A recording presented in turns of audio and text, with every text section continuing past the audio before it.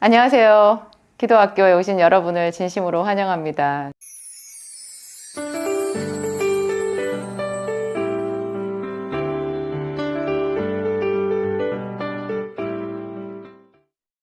제가 이 기도학교 영상은 지금 얼마 만에 찍는 것인지 감회가 새롭습니다. 제가 오늘 여러분들한테 준비한 말씀 서원 기도인데요. 왜 이게 서원이 생각이 났을까요? 서원이 생각이 났을까요? 제가 암 선고를 받고 그 다음에 유방암 수술을 하고 그 다음에 항암을 지금 1차를 했는데 항암 1차하고 지금 4주가 지났거든요. 이제 5주차예요. 저는 더 이상 이제 항암은 병원에서 하는 항암은 안 하려고 해요. 그것은 제가 할 일은 아닌 것 같고 어쨌든 지금 거의 5주가 되었는데요. 이런 깊은 수렁이잖아요. 제가 굉장히 고통스럽더라고요. 뭐 해보신 분들은 다 아시겠지만 또 저는 유난히 항암 1차 한 번만으로 회복 기간이 정말 길었어요. 지금도 회복 중이에요. 지금도 제가 밤에 잘 못 자고요. 음식의 맛을 잘 모르고 그런데 다행히 또 얼굴은 이렇게 사람들이 전혀 아픈 사람 같지 않다고 그러네요. 제가 제 나름대로도 영양 처방을 해서 잘 먹어서 그런가 보다. 그것도 하나님께 감사하다. 그런 생각은 하고 있어요.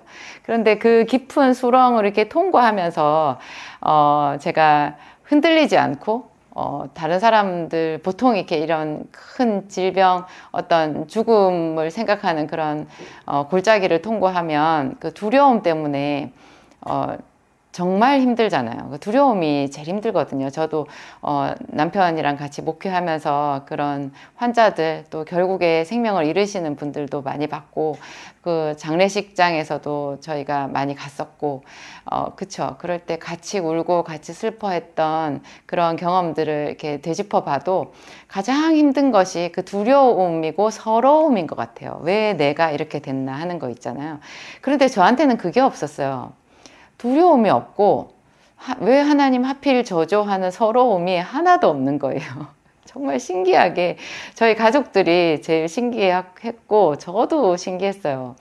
근데 그게 제 마음속에 흔들림이 없는 어떤 반석 같은 그런 좀 부끄러운 말이지만 제가 믿음이라고 할게요. 그러니까 뭐 또 제가 너무 이렇게 말하면 저만 또 잘난 체 하는 것 같은 그런 생각이 드는데 그게 아니라 하나님께서 제 안에 그렇게 계셨어요. 그리고 제가 오늘 말씀 준비한 게 서원 기도라고 했잖아요. 제가 하나님께 서원을 했었거든요. 그 서원이라는 게 결국 뭐냐면 뭔가 하나님께 드리는 거잖아요. 드리는데 가장 큰 서원은요, 삶을 드리는 거거든요. 삶을 드리는 거예요. 뭐 아들을 드리는 거. 아들만 잘 드려도 우리 아들 잘 드려서 크게 복을 받은 사람, 명성이 자자한 사람, 정말 마지막 날까지 이 세상 심판 날까지 그 이름이 찬란하게 빛날 사람 한나라는 여인이잖아요. 그 여인 아들만 드렸거든요. 그 여인은 자기 삶을 드리지는 않았어요. 근데 그 아들을 제대로 하나님께 기쁨으로 온전하게 정말 그것만도 대단하죠. 그 하나님의 것을 하나님께 드렸는데요. 이것만 제대로 해도 그렇게 참 하나님께서 되돌려주신 것이 크잖아요. 제가 언제 한나에 대한 그 이야기를 2번인가 3번인가 그것만 중점적으로 말씀드린 적이 있는데요. 작은 기도 큰 응답이라는 제목으로 올린 적도 있었고. 하여튼 이 여인이 여자로서의 어떤 그런 서러움, 그걸로 인해 가지고 하나님 앞에 실컷 통곡하고 그쵸. 술 취한 여인같이 목소리도 입에서 나오지 않을 정도로 그렇게 통곡하고 나서는 그 자리에서 자기가 서원을 하잖아요. 만약에 여호와께서 나를 불쌍히 여기셔서 내게 아들을 주시면 내가 그 아들을 하나님께 드리겠다고. 그의 평생에 그에게 삭도를 대지 않고 그를 온전히 하나님께 드리겠다고 그렇게 서원을 했거든요. 근데 이 서원을 이 여인이 온전하게 지켰잖아요. 그리고 그런 믿음의 기도를 드린 다음에 이 여자가 다시는 얼굴에 근심하는 빛도 없었고 아직 아들이 생기기 전에도 근심하는 빛도 없었고 자기 환경은 똑같이 여전히 그 분인나라는 남편의 또 다른 아내가 자기를 격동시키고 못 살게 굴었을 텐데도 다시 예전처럼 그렇게 괴로워하지 않고 그랬어요. 평안하게 하나님을 믿는 그 믿음 안에서 생활했어요. 이런 것도 참 대단하긴 하죠.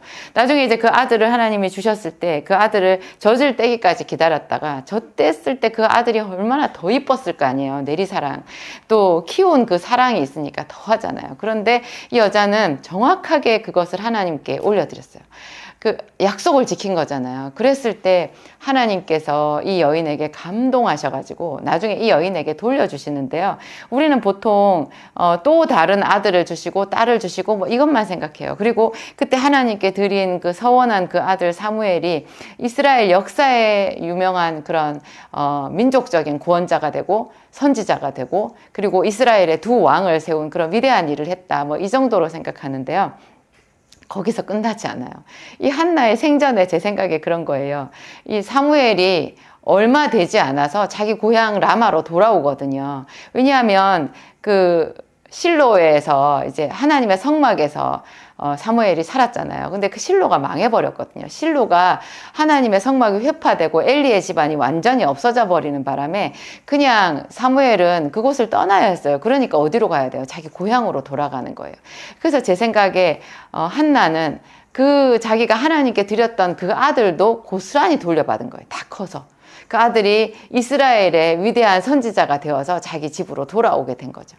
그리고 그 덕분에 한나도 어떤 그 한나가 기도를 드리고 어떤 서원을 해서 그 이행을 해가지고 저렇게 위대한 아들을 낳게 되었는지 하는 것까지도 이스라엘 전역에 사무엘이란 이름과 함께 소문이 났을 거거든요. 그러니까 이 한나는 명성까지 얻은 거죠. 모든 것을 다 얻었어요. 하나님께서 이 여인이 했던 그 기도, 여인의 입장에서 했던 가장 작은 그 기도에 응답해 주신 것을 보면요. 정말 아브라함에게 뭐 네가 모든 민족이 너로 말미암아 복을 얻으리라 한 그에 뒤지지 않는 복인 것 같아요. 근데 저는 제가 대학교 1학년 때 예수님을 만났거든요. 그게 이제 처음으로 제가 하나님을 경험한 거잖아요. 예수님의 십자가가 저를 위한 십자가인 줄 알았고요. 제가 굉장히 감격했어요. 그게 성경에 있는 이 이야기가 정말로 저의 이야기라는 것을 받아들이는 그런 놀라운 체험이었어요. 제가 대학교 1학년 여름방학 때 UBF 여름 수양회를 가서 그 놀라운 체험을 하게 되었었는데요. 그 이후에 제가 가을쯤 되었을 때 제가 굉장히 깜짝 놀란 거예요. 또 한 가지 더 저한테 깨는 경험이 있었는데 그게 뭐냐면 예수가 하나님이시라는 거였어요. 제가 성경을 보다가 마리아가 나사로의 누이 마리아가 예수님께 그 향유옥합을 드리잖아요. 누가복음에는 또 다른 어떤 죄인인 여자가 향유옥합을 드리는 장면이 또 있어요. 어쨌든 그 향유옥합을 드릴 때 예수님께서 그 향유옥합을 드리는 그 300데나리온이나 되는 그 여인의 향유옥합을 그냥 받으시잖아요. 저는 가룟 유다의 말에 더 공감했었거든요. 어찌하여 저 비싼 향유를 발에다가 허비하느냐. 저거를 300데나리온에 팔아서 가난한 자들에게 주었으면 좋을 뻔하였다. 저는 가룟 유다의 말에 정말 100% 공감했어요. 이 말이 맞다라고 생각했어요. 그랬는데 성경 기자도 그러고 거기서 예수님께서 친히 말씀하시잖아요. 이 여인을 가만히 두라고. 나의 장례를 위해서, 장례식을 위해서 이 여인이 이렇게 한 거다. 이 복음이 전파되는 어디에서든지 이 여인이 나에게 한 것을 전파하라고 그렇게 말하는 거예요. 그 장면을 봤을 때 저는 예수님이 도저히 이해가 되지 않았어요. 제가 그 당시에 생각했을 때 21살에 제가 생각했을 때 예수님은 사람이었거든요. 사람이었어요. 여러분은 보통 모태신앙인 분들은 예수님을 처음부터 하나님이라고 생각을 하시더라고요. 근데 저는 모태신앙이 아니라 20살이 넘어서 20살 그 이후에 제가 성경을 보면서 예수님을 알게 되었기 때문에 예수님은 세계의 4대 성인 중에 한 사람인 사람이었거든요. 근데 이분이 하나님의 어떤 특별한 기름 부음을 받고 좀 특별한 그런 사람이었는데 그 장면에서는 제가 이것은 사람이 할 수 있는 행동이 아닌 거예요. 그래서 제가 봤을 때 저는 완전히 와, 이 사람은 제가 말한 이 사람은 예수님이죠. 이 사람은 자기가 하나님인 줄 아네. 경배를 받네. 이래도 되나? 이런 생각이 저 속에서 쑥 올라왔었어요. 굉장히 충격적이었고 저는 그 부분에 대해서 생각을 떨쳐버릴 수가 없었어요. 그렇게 제가 그것을 묵상하다가 하나님의 은혜로 어느 날 갑자기 알게 된 거예요. 예수님이 하나님이시라는 거를. 예수님이 하나님이시라는 거를 그냥 제가 길을 가다간지 뭘 하다간지 하여튼 그냥 알게 됐어요. 하나님께서 저희 머리를 열어주셔서 생각을 열어주셔서 그냥 깨닫게 해주셨는데요. 제가 그 경험을 했을 때 한 일주일 동안을 정신을 차릴 수가 없었어요. 얼마나 그것이 저에게 충격이었는지, 해일과 같은 어떤 강력한 폭풍보다도 대단한 그 괴력으로 저의 삶을 뒤집어 놓았는지, 제 생각을 뒤집어 놓았는지, 그때까지 제가 읽었던 모든 성경 안에 있는 내용들이요, 재해석이 되더라고요. 세상에 하나님이 구유에 누이셨다고? 하나님이 그렇게 낮은 모습으로 오셨다고? 하나님이 멸시를 받고 십자가에 달리셨다고? 하나님이 하나님의 아들이라는 제목으로 죽으셨다고? 막 이런 거 있잖아요. 도저히 제가 그거를 상상할 수가 없었어요. 하나님이 어떻게 그러실 수 있느냐. 그것은 그대로 저에게 감격이었고 그랬어요. 그래서 제가 그 은혜에 너무너무 감복해갖고 제가 제 삶을 하나님께 드린다고 그랬어요. 눈물을 흘리면서 제가 길을 가다가도 울면서 그랬어요. 하나님, 그 제 삶을 하나님께 드려요. 그런데 하나님 저를 받아주시겠어요? 하나님, 제가 너무 보잘것없어요. 전 너무 보잘것없어요. 저는 가난한 집 딸이고요. 별로 능력도 없고 배운 것도 없고 가난한 고학생이에요. 어떤 가능성이 저에게 있는지 모르겠지만 그것조차 알 수도 없는 것이고, 하나님, 제가 쓸모가 있을까요? 그렇지만 하나님 받아주신다면 제 삶을 하나님께 드리고 싶어요. 뭔지 모르지만 하나님을 위해서 살고 싶어요. 제 일생 하나님께 드리고 싶어요. 저를 받아주세요. 제가 이것을 노래로 부르면서 다녔어요. 그리고 제가 그런 거 있었잖아요. 그 훨씬 전에 이제 부활절 수양회라는 것을 UBF 대학생 성경읽기 선교회, 거기서 부활절 수양회를 갔었는데, 거기서 이제 고린도전서 15장 암송 대회를 했었거든요. 그 고린도전서 15장, 그게 부활장이잖아요. 형제들아, 내가 들은 것을 먼저 너희에게 전하였노니 이는 너희가 받은 것이어도 그 가운데 선 것이라. 너희가 만일 나의 전한 이 말을 굳게 믿고 지키고 헛되이 믿지 아니하였으면 이로 말미암아 구원을 받으리라. 그렇게 쭉 시작해요. 그 고린도전서 15장 암송대회, 저는 그때 이제 성경 공부를 막 시작한 지 한 달도 채 안 됐을 때였고, 성경에 어떤 한 절도 외우는 구절이 없었는데, 그 저보다 더 앞서서 한 1년 차 정도 된 그 많은 그 학생들이 한 사람 한 사람 나와서 고린도전서 15장 1절부터 58절까지를 연설문 형식으로 암송을 하는데 제가 굉장히 감동을 받았어요. 그런데 이제 그분들이 그 암송을 하기 전에 그 한 사람 한 사람이 나와서 어떤 선서처럼 말하는 게 있었는데요. 이렇게 말했어요. 나 그리스도의 종 아무개는, 이 고린도전서 15장 암송을 통하여서 뭐 어찌어찌 하나님께 영광을 돌리고 뭐 어찌어찌 하겠습니다라는 그런 말을 뒤에 선서를 하고 그거를 이제 암송을 시작했는데요. 제 귓전을 때린 것, 제 뇌리를 충격으로 빠뜨린 것은, 신선한 충격이죠. 빠뜨린 것은 나 그리스도의 여종 아무개는, 나 그리스도의 종 아무개는 하는 그 고백이었어요. 아니, 종이라는 것이 그렇게 듣기 좋을 수가 없었어요. 종이라는 것이. 우리는 그렇게 자유민주주의 국가인, 민주공화국인 대한민국에서 교육을 받았잖아요. 그래서 자유가 좋다, 인권이 좋다, 대한민국은 민주공화국이다. 그렇죠. 이런 거, 자유와 어떤 민주와 뭐 이런 거 있잖아요. 인권과 이런 것에 대해서, 인본주의가 좋다, 뭐 이런 교육을 다 받은 그런 자유를 지향하는 사람인데, 어쩌면 그렇게 그 종이라는 소리가 듣기 좋았는지, 그리스도의 종이라는 소리가 듣기 좋았는지. 제가 그 부활절 수양회 때까지는 아직 예수님을 인격적으로 만나기도 전이었고요. 예수님이 하나님이시라는 것을 알기는 더더군다나 전이었어요. 그런데 제가 그 부활절 수양회가 끝나고 집에 돌아가서 고린도전서 15장을 저 혼자서 매일 읽었거든요. 하루에 한 번. 그렇게 1년을 읽었더니 저절로 그게 암송이 되어져 버렸어요. 그래서 그 이후에도 지금도 제가 고린도전서 15장 하면 지금 술술 나오잖아요.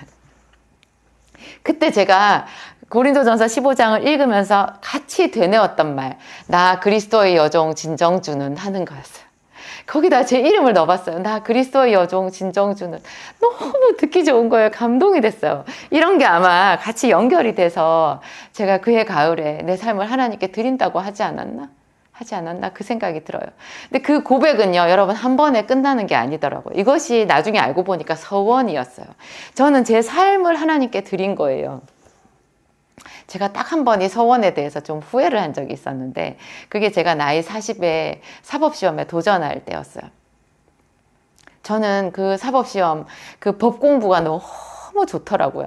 이 공부를 해서 정말 이 길로 끝까지 가고 싶은, 변호사가 되고 싶은, 혹은 판검사가 되고 싶은 마음이 밀물듯이 저한테 밀려왔는데, 그러려고 하니까 제가 목회자 사모고 교회를 개척했고 이런 제 삶의 기반이 흔들리더라고요. 그리고 왠지 하나님께 내 삶을 드린다라는 것과 같이 병립할 수 없는 것, 같이 설 수 없는 그런 건 것 같았어요. 제가 판검사가 되고자 하는 그 생각, 법조계로 진출하려고 하는 생각은 이것과 같이 양립할 수 없는 그런 거라는 그런 직관이 들었어요.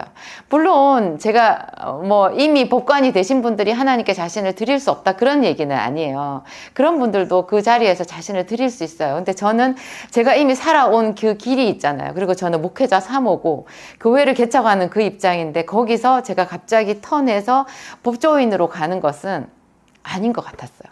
그래서 그때 제가 내가 서원을 하지 말 걸 그랬나 보다 하는 생각을 제가 몇 번 스치듯이 한 적이 있었어요. 하지만 그걸 번복하진 않았어요. 서원은요, 분명한 것이 있는데, 서원은 하나님께 서원을 드리고 나서 번복을 하면 절대 안 돼요. 그것은 하나님 앞에 차라리 서원을 하지 않은 것만 못해요. 여러분, 서원을 헌금으로 하시는 분들도 있잖아요. 일정 금액의 헌금을 하나님께 드리기로. 그거 여러분 반드시 하나님께 드려야 된다는 거 아세요? 드릴 수 있는 형편이 못 된다라는 거요. 그거 하나님 앞에 변명이 되지 못해요. 일단 여러분 입에 나온 것은 반드시 실행을 해야 돼요. 실행을 해야 돼요. 만약에 아주 어렸을 때 내가 서원을 했는데 내 서원에 대해서 아버지가 듣고 아버지가 그 서원에 대해서 말도 안 돼, 너 그런 거 없는 걸로 해 하면 그 서원이 무효가 된대요. 만약에 내가 또 결혼을 했는데 내가 여인이에요. 결혼한 여인인데 내가 서원을 했어요. 그런데 내 서원한 것을 남편이 듣고 남편이 그 들은 즉시로 거기에 대해서 그건 말도 안 돼, 당신 그런 거 서원 걷어쳐, 그렇게 하지 마, 이렇게 해버리면 그 남편의 권위가 우선한대요. 그것은 성경에 분명히 나와 있어요. 그런데 이런 것이 아닌 경우에 남편도 그 얘기를 듣고 그냥 인정을 해줬고, 왜냐하면 한나의 남편인 엘가나도 그랬잖아요. 그대 선한 대로 하라. 한나가 자기 아들, 그 아들은 한나의 아들이지만 엘가나의 아들이기도 하잖아요. 한나가 자기 아들을 젖된 후에 하나님께 드리기로 서원했다 이렇게 말했을 때 엘가나가 그대의 좋은 대로 하라 그랬거든요. 그러면 그 서원이 완성이 되는 거예요. 그러면 그건 정확하게 이행을 해야 돼요. 이런 상황에서 여러분들이 뭐 할 형편이 못 되네 어쩌네 하면서 안 해버리면 정말 하나님 앞에 크게 잘못되는 거예요. 그래서 정말 서원은 신중하게 해야 되는데요. 제가 오늘 여러분들한테 드리고 싶은 말씀, 이 서원이 가진 놀라운 능력에 초점을 맞추고 싶은 거예요. 제가 이번에 정말 죽음의 위기를 맞이하고, 지금도 사실 제가 항암도 1차밖에 안 하고 더 이상 안 하기로 했으니까, 그리고 뭐 한쪽 유방을 절제하는 그런 엄청난 수술을 했고, 뭐 이런 상황이면 사실 제가 암에서부터 완전히 자유로워진 건 아니잖아요. 근데 이런 어떤 내 삶의 근간이 흔들릴 수 있는 그런 어떤 절망적인 상태에서 저를 붙들어 주더라고요. 내 생명이 내게 사는 것이 그리스도니 내가 죽는 것도 유익함이니라. 이것이 자신을 드리는 서원의 능력이거든요. 그 서원의 근간이거든요. 근데 이 서원이 저를 지켜주는 거예요. 예수님께서 내가 곧 길이요 진리요 생명이니 나로 말미암지 않고는 아버지께로 올 자가 없느니라.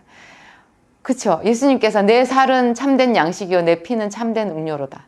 나는 부활이요 생명이니 내가 곧 세상의 빛이니 나를 따르는 자는 어두움에 다니지 아니하고 생명의 빛을 얻으리라. 뭐 그런 말씀 하셨잖아요.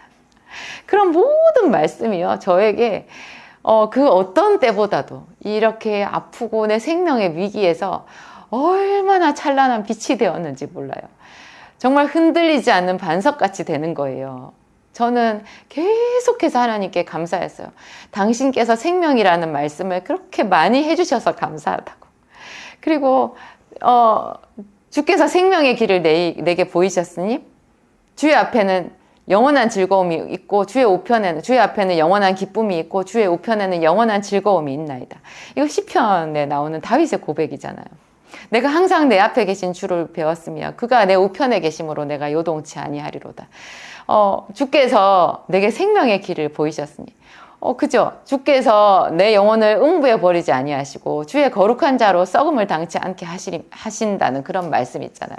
이런 말씀들도 어떤 그냥 성경에 기록된 말씀이 아니라 완전히 저의 말씀. 제가 결단코 망하지 않고 하나님께서 내게 주신 이 사명을 다 이루기까지 내가 망하지 아니하리라. 이 길을 끝까지 갈 수 있으리라 하는 그런 것. 그리고 이런 죽음의 위기를 통해서 내가 하나님께 배우고 하나님께서 내게 주신 은혜가 얼마인가.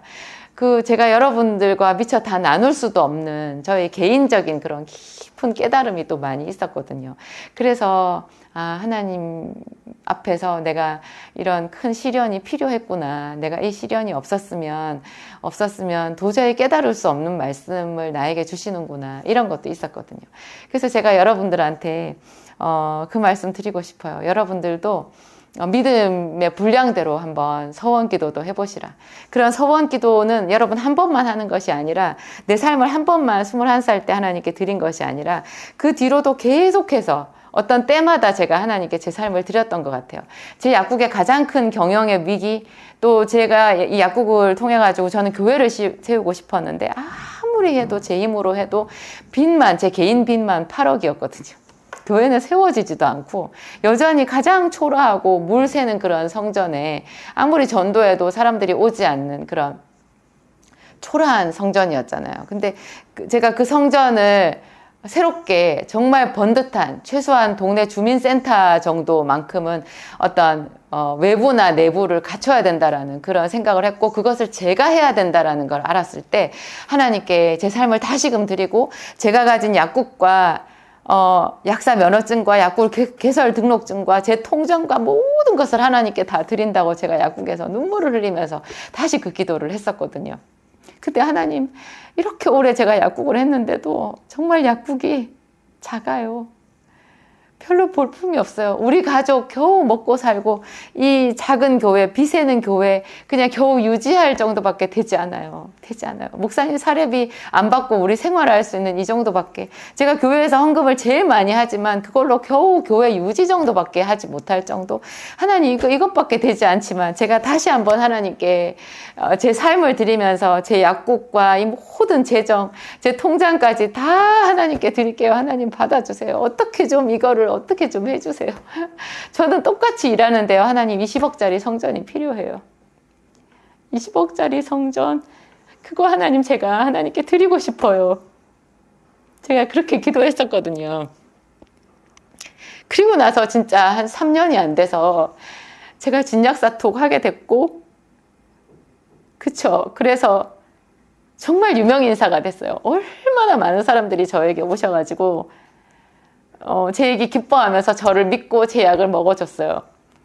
제가 만든 비타민과 제가 만든 생약을 먹어주셨어요. 그리고 많은 분들이 치료가 됐어요. 그래서 제가 정말 하여튼 멋진 일을 하면서 돈을 버는 그런 사모가 됐어요. 사업가이면서도 완전한 그런 사모가 되고, 그래요. 저희 교회 20억짜리 성전 지금 진작에 다 이루어졌어요. 아무것도 아니에요. 근데 제가 그것보다 훨씬 더 큰 일도 이제 감당하게끔 된 것 같아요. 이 기도학교를 통해서 더 많은 교회를 새롭게 하고, 더 많은 교회를 세우고, 더 많은 주의 백성들에게 제가 만났던 그 하나님을 증거하는, 그래서 제가 하나님께 감사해요. 여러분들도 믿음의 분량대로 서원 기도 한번 해보세요. 저는 더 많은 사람들이 저처럼 되었으면 좋겠고요. 저처럼 하는 것이 하나도 위험하지 않고 오히려 가장 안전한 길이고 가장 빠르게 여러분의 고난을 통과하는, 하나님을 기쁘시게 하는 그런 일이라는 거 오늘 여러분들에게 말씀드리고 싶어요. 기도하겠습니다. 하나님 아버지, 감사합니다. 나의 아버지가 되어주셔서 감사합니다. 보잘것없는 저의 삶을 받아주셔서 감사합니다. 언제나 제 눈물 다 받아주시고, 제가 푸념하는 것 말없이 다 들어주시고, 저의 길을, 택할 길을 인도해 주신 아버지께 진심으로 감사합니다. 저의 병든 것도 올려드립니다. 하나님, 그 깊은 골짜기에서 제 손 잡아주셨던 하나님, 지금도 제 곁에 계신 하나님 감사합니다. 이 하나님은 저의 하나님일 뿐만 아니라 주의 모든 자녀들 한 사람 한 사람의 완전한 하나님이시오, 완전한 그들의 아버지이십니다. 내가 그 하나님을 찬양합니다. 저와 함께 이 기도학교에서 기도하는 당신의 모든 자녀들에게 저에게 주셨던 것보다 더 큰 은혜 주시기를 제가 원합니다. 하나님 우리 아버지, 주의 빛이 온 세상에 충만하고 예수 그리스도의 인자함과 그 능력이 온 세상에 충만하게 나타나기를 간절히 원합니다. 하나님의 뜻이 하늘에서와 같이 이 땅에서도 이루어지고 우리의 삶에, 우리의 가정에 남김없이 이루어지기를 원하나이다. 하나님, 당신의 자녀들의 눈물을 닦아주시옵소서. 그들의 마음을 치료하여 주시옵소서. 그들의 고통을 다 씻어주시고 필요를 채워주시옵소서. 아버지의 말씀을 사모합니다. 하나님, 그 말씀으로 우리가 살아납니다. 하나님의 말씀만 임하면 하나님 우리의 마음의 짐도 다 사라지고 고통이 다 없어지고 우리의 모든 필요도 거짓말같이 다 채워지는 줄을 확신합니다. 주님, 한 말씀 주시옵소서. 당신의 자녀들에게 말씀 주시옵소서. 하나님, 그 손길로 어루만져 주시옵소서. 하나님께 감사하오며 참으로 감사하오며 모든 말씀 우리 주 예수 그리스도의 이름으로 기도합니다.